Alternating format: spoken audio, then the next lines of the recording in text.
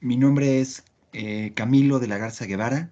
Yo soy asesor de adaptación al cambio climático en el proyecto Alianza Mexicana-Alemana de Cambio Climático de la GIZ México. Tengo el agrado de presentarles el día de hoy mi intervención en el seminario virtual La sostenibilidad urbana como estrategia para combatir el cambio climático en la Ciudad de México, que organiza el Frente de Juventudes Líderes por la Agenda 2030, con el tema en la mesa Desarrollo Urbano y Gobernanza para atender los efectos del cambio climático. Entonces, de esta manera les tengo preparados una presentación breve para dar algunos elementos a considerar para este seminario. Entonces, si me permiten, les voy a proyectar pantalla para comenzar con mi intervención. Muchas gracias. Excelente. Bueno, pues entonces, de esta manera comienzo mi intervención. Aquí podemos ver el título y comenzamos con los objetivos. Básicamente el objetivo del seminario, como nos han instruido, es aumentar la conciencia sobre la adaptación al cambio climático y la resiliencia urbana. También que sea un espacio para inspirar acciones climáticas a nivel local, compartiendo conocimientos sobre soluciones efectivas de resiliencia en sistemas urbanos. Y por último, contribuir a una implementación de la nueva agenda urbana en el marco de las convenciones internacionales, ¿no? Por ejemplo, el marco de Sendai para la reducción del riesgo de desastres, las sinergias con el Acuerdo de París sobre cambio climático y, por ejemplo, la Agenda 2030 que busca los objetivos de desarrollo sostenible.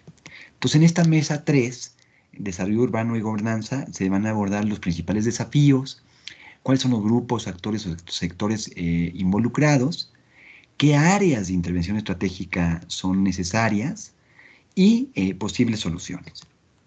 Muy bien, pues vámonos de lleno. Justamente lo que estamos observando es que el país enfrenta ciertos retos que justamente dan sentido al accionar climático.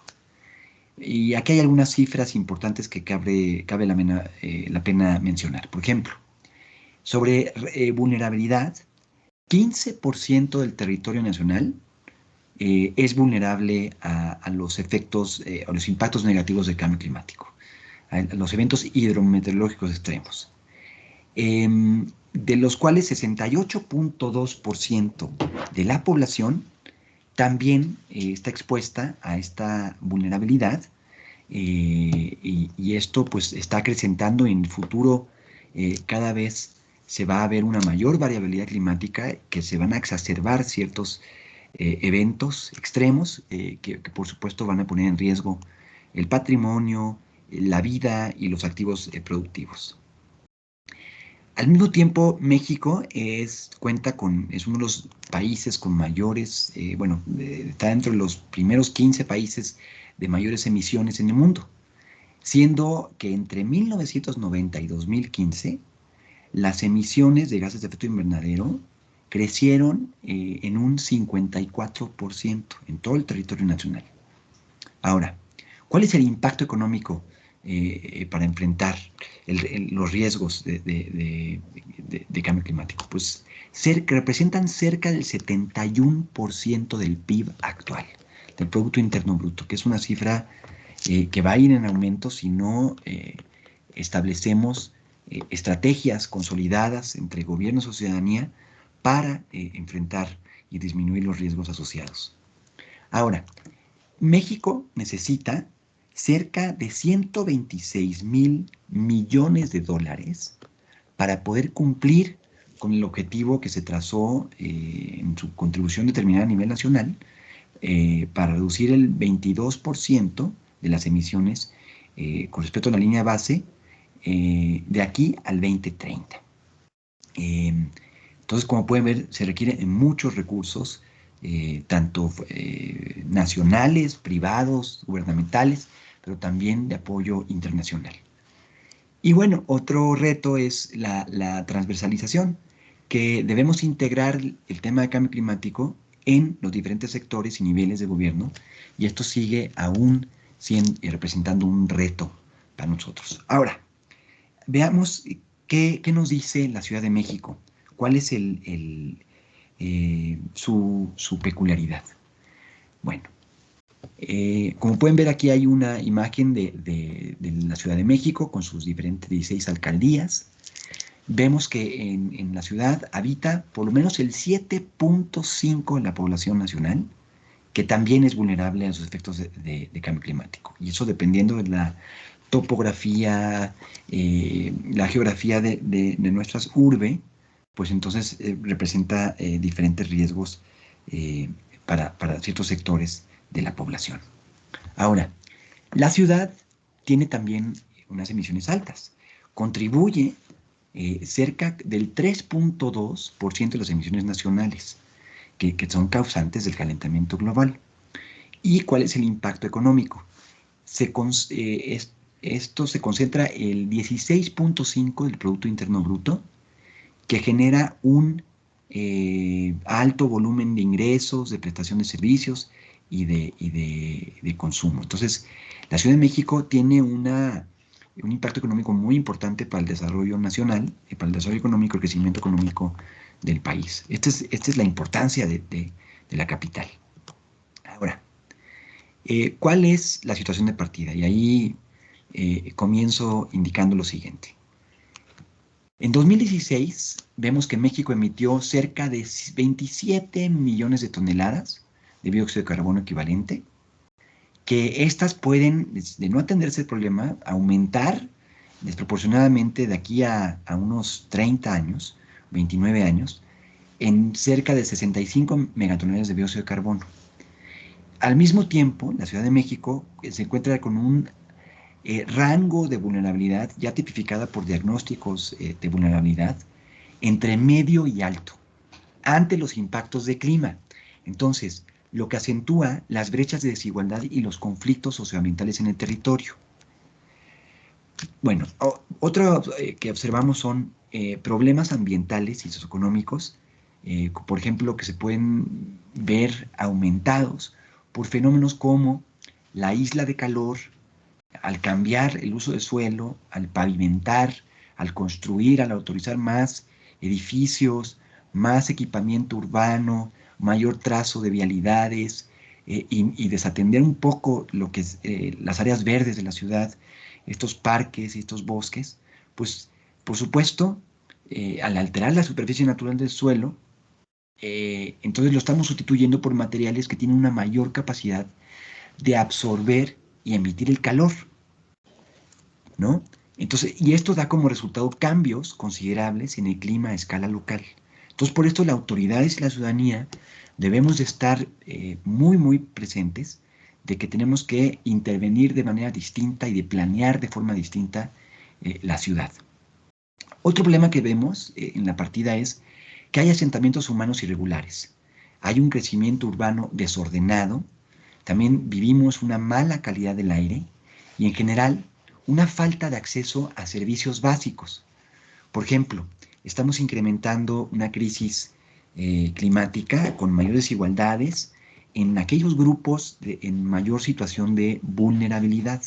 Esto está hablando de personas, de segmentos de la población de bajos recursos en las zonas periféricas de la ciudad, y esto pues tendrá una mayor afectación a estos sectores. Ahora, esto es la situación de partida, pero lo que observamos también es que la misma pandemia, que ya estamos pues viendo que vamos un poco de salida, pero todavía está latente el problema, lamentablemente ha causado múltiples decesos y ha tenido un mayor impacto económico al desarrollo que estábamos viviendo. Entonces, esto exacerba un poco la crisis que estábamos viviendo a nivel climático y económico.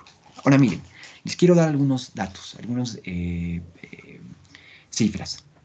Estas son cifras de la publicación reciente de la Estrategia Local de Acción Climática, que es una estrategia de aquí al 2021-2050, y del Programa de Acción Climática que está planteado para esta administración y la subsiguiente al 2021-2030, en esta década.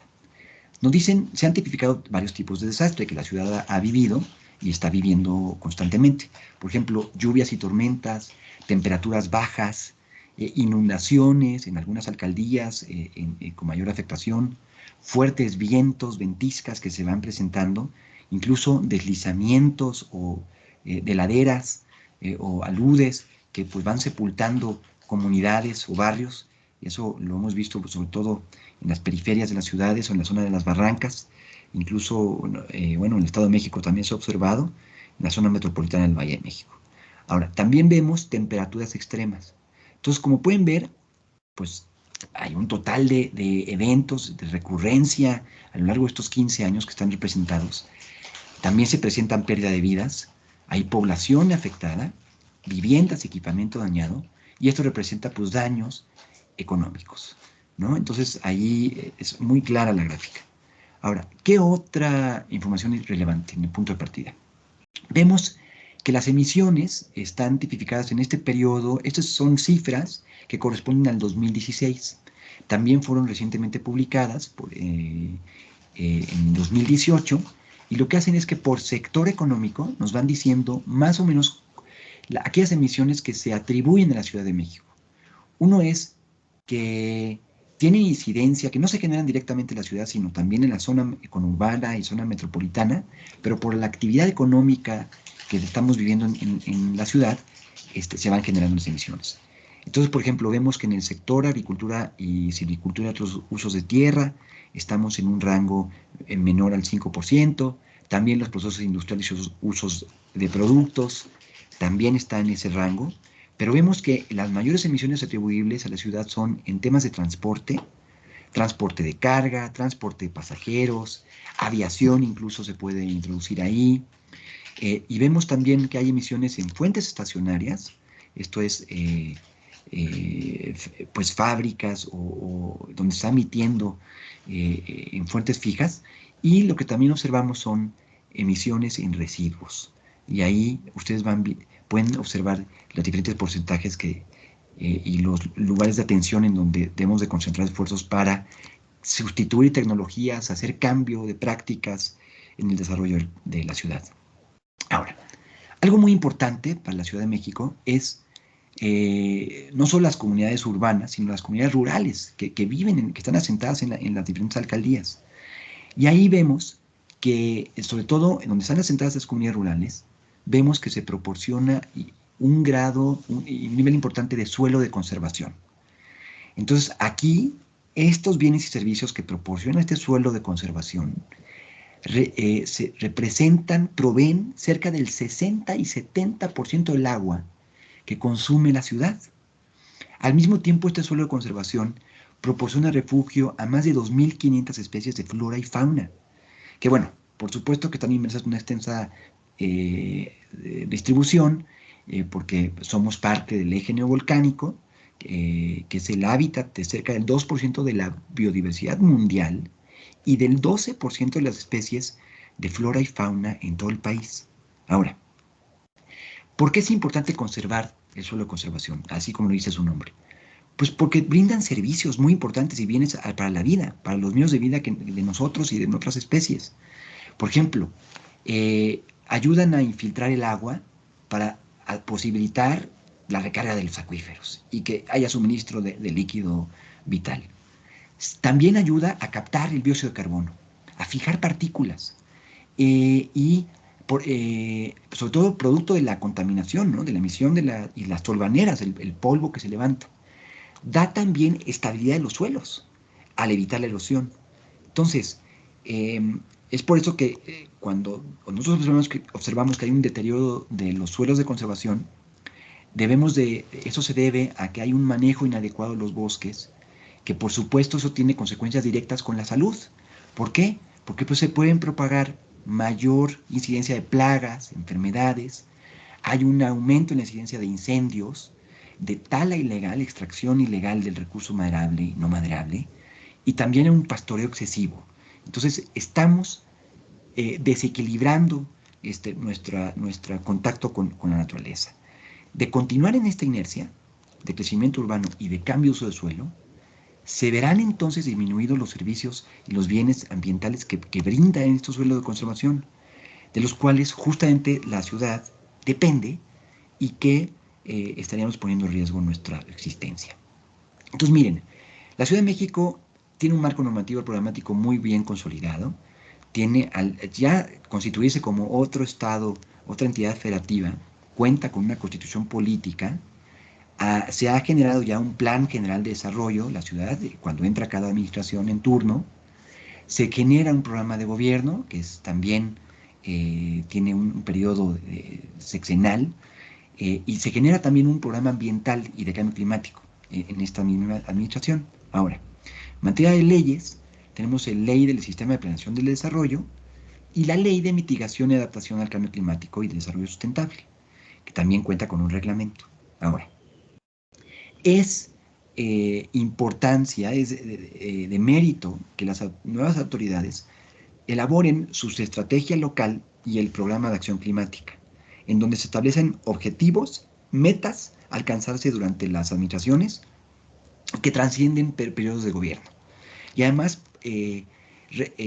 invitan a las alcaldías a también a sumarse desde la acción local con el gobierno de la ciudad. Entonces, por eso también las alcaldías requieren de la elaboración de programas de acción climática a nivel local. Ahora, ¿qué nos dice la estrategia local? Esta tiene una visión a largo plazo, 2050, y identifica 8 ejes estratégicos. Entre estos, por ejemplo, hay proyectos muy importantes que son innovadores para la ciudad, por ejemplo, movilidad integrada y sustentable, ciudad solar, basura cero, manejo sustentable del agua y rescate de ríos y cuerpos de agua, revegetación del campo y la ciudad, capacidad adaptativa y resiliencia urbana, calidad del aire, cultura climática. Entonces, las acciones que se han desglosado, que se han incluido en estas, que son 23 líneas de acción, eh, responden a un análisis tanto del inventario de gases de efecto invernadero de la ciudad, como de los riesgos y la vulnerabilidad ante los impactos de cambio climático. Y vemos cómo, pues, efectivamente, ha habido un aumento en la temperatura promedio del ambiente. Hemos registrado cambios en los patrones de lluvia. Imagínense, ahora estamos en noviembre y todavía sigue lloviendo. Bueno, perdón, en octubre cerrando y todavía vemos lluvias. Hay también vendavales, ondas de frío y bueno, estas en ocasiones suceden fuera de las temporadas, consideradas como típicas. Entonces, esto, pues por supuesto, que está alterando el ciclo de vida. Entonces, para esto hay ciertos documentos que contamos en donde vemos cuál es la importancia de la biodiversidad en las ciudades. Entonces, miren, la urbanización representa un desafío como una oportunidad para administrar los servicios ecosistémicos. Hay una rica biodiversidad que existe en las ciudades que muchas veces la invisibilizamos. Estos servicios son capitales naturales críticos para la subsistencia humana y también animal o vegetal. Mantienen el funcionamiento de los ecosistemas y potencian significativamente nuestra salud y nuestro bienestar. También se contribuye a la mitigación y a la adaptación al cambio climático, por eso está íntimamente relacionado biodiversidad y cambio climático. Y también puede potenciar la seguridad alimentaria al propiciar que los sistemas agrícolas urbanos enriquezcan la alimentación tanto de especies animales como de humanos. Ahora, tenemos que buscar integrar los instrumentos de planeación urbana. Entonces, ¿qué se requiere? Empoderar a la ciudadanía y debemos de contestar lo siguiente. ¿Por qué es importante involucrarme en la acción climática? Los planes de mi ciudad y de mi alcaldía a nivel local son claros y sencillos de comunicar o de entender. ¿Conozco cuál es mi rol y el de las autoridades? Entonces, por eso es importante comunicar las problemáticas, los planes, objetivos, conocerlos y las metas, y luego identificar soluciones en conjunto y nuestro rol en cada actividad y fase de implementación. Esto se hace de manera colectiva. Entonces, por eso yo les digo, regresamos al plan de acción climática. Este plan de acción que les había mencionado 23 líneas de acción, es el escenario no condicionado establecida en la estrategia local, que es de mayor aliento. Esto significa que no está condicionado a financiamiento internacional, sino que se hace con recursos propios de la administración en turno, de la Secretaría de Medio Ambiente, y de la Jefatura de Gobierno y de otras secretarías o de comisión intersecretarial. Y entonces Lo rico de esta experiencia es que es un instrumento que ya se ha ido consolidando conforme avanza el tiempo, estamos como en la tercera, cuarta edición de este programa, y que se genera a través de mesas de discusión participativa, donde actúan académicos, investigadores, consultores, empresas, ciudadanos, ONGs, funcionarios, en donde se discute abiertamente sobre lo que debería integrarse en dicho programa. Ahora, es necesario contar con diseño de mecanismos y rutas para llevar a cabo todos esos proyectos de adaptación y de mitigación y asignar responsabilidades claras a las dependencias. Eso ya está establecido en el programa. También identificamos necesidades de inversión programática. Hay barreras institucionales y financieras para la implementación de las medidas. Vemos que también los beneficios ambientales, sociales y económicos. Por eso se hizo un análisis costo-beneficio social de las 23 líneas de acción, y la verdad es un ejercicio riquísimo que condujo la Secretaría de Medio Ambiente en conjunto con consultorías a través de la Iniciativa Climática de México y otros consultores particulares. Entonces, existe una necesidad de innovación tecnológica y de creatividad para que se pongan en marcha medidas innovadoras, como son, por ejemplo, en la ciudad, por ejemplo, el caso del Metrobús, los corredores concesionados, el impulso del calentamiento solar del agua, la estrategia de movilidad de la bicicleta, que pueden ser o no ser rentables, pero que son preponderantes para poder cambiar las cosas. Entonces, es crucial también el tema de comunicación y educación, dirigida a la población y a otros actores como la academia, como las empresas, y la sociedad civil organizada. Y bueno, y no quedarnos, por supuesto, que se requiere operar un sistema de seguimiento, que ese ya existe, para poder medir, reportar y verificar, y también evaluar la implementación de las acciones climáticas, sobre todo en educación y comunicación. Ahora, algo que resalta mucho y que es innovador en esta edición es que se habla del empleo verde, y que este empleo verde contribuye a la acción climática. Se requiere generar empleos en la producción de bienes y servicios, que se asegure el trabajo remunerado y decente, y que el empleo en los procesos de producción que sean más respetuosos con el medio ambiente. Entonces, uno, limitar las emisiones, contribuir a la adaptación, aumentar la eficiencia del consumo de la energía, reducir la contaminación, proteger la biodiversidad, mejorar la resiliencia, promover tal vez el ecoturismo, que pues por supuesto que hay una alta visita de turistas, tanto nacionales como extranjeros, y que se pueden fomentar prácticas sustentables en el uso del suelo. Entonces, para esto, ya para cerrar, se necesita identificar sinergias que pueden establecer compromisos internacionales con México y con las acciones locales.